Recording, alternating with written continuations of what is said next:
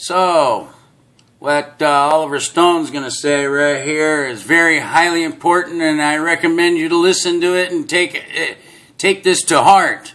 Seriously, take this to heart. Why is he getting up there and saying exactly what he's saying if it wasn't true? Especially you younger writers, that you can be critical of your government and your society. You don't have to fit in.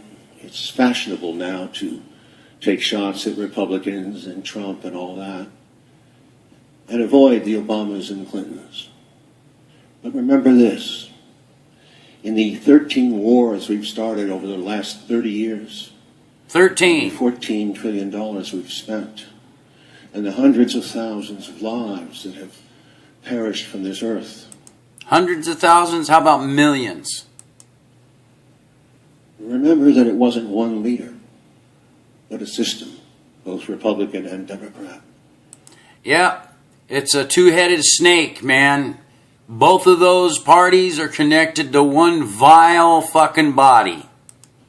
And call it what you will, the military, industrial, security, money, media, complex. It's a system. It's a system that we, us, people on this planet support. And it's still centralized to a small handful of people controlling it like it always has been. Nothing has changed, people. Get the illusions out of your head. Only thing that has changed is the things, the materials around us. That has been perpetuated, that has been perpetuated under the guise that these are just wars, justifiable in the name of our flag that flies so proudly over our lives. Sure, it's just a piece of material, jerkies.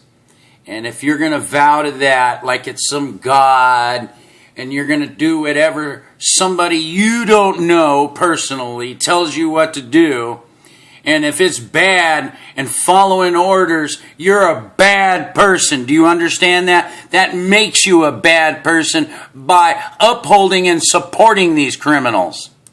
Our country has become more prosperous for many, but in the name of that wealth, we cannot justify our system as a center for the world's values. But we continue to create such war and chaos in the world. And that's a fact. And all for our own benefit.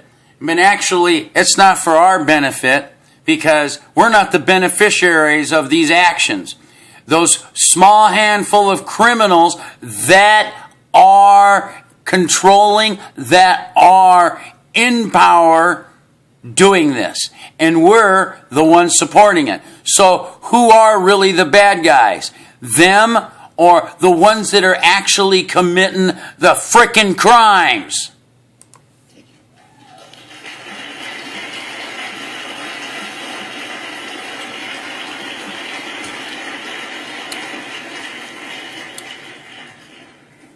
No need to go through the victims, but we know we've intervened in more than 100 countries with invasions, regime change, economic chaos, or hybrid war, soft power, whatever you want to call it. It's war of some kind.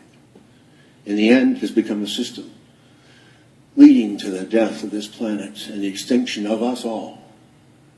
I fought these people who practice war most of my life. It's a tiring game, and mostly you'll get your ass kicked. Yeah, and that's a fact.